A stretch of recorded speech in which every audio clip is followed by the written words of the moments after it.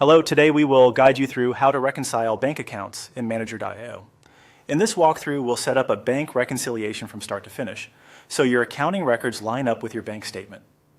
Reconciliation is the process of confirming that the transactions and balances recorded in Manager match what your bank shows at a specific date.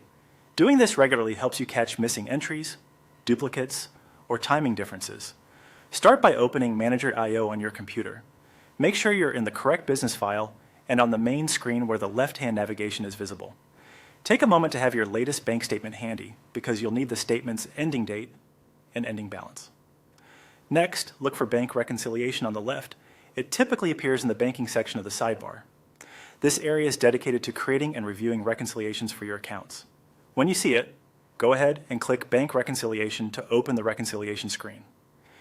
Inside, choose the option to create a new reconciliation by selecting New Bank Reconciliation.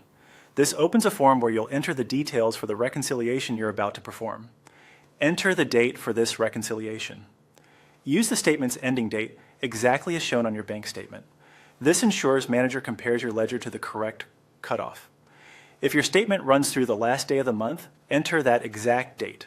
Consistency here prevents timing mismatches that can create false differences. Now select the bank account you're reconciling. Use the drop-down to choose the specific bank account that matches the statement you have. If you maintain multiple bank accounts or currencies, double-check that you pick the exact one listed on the statement, as selecting a different account will lead to balances that don't align.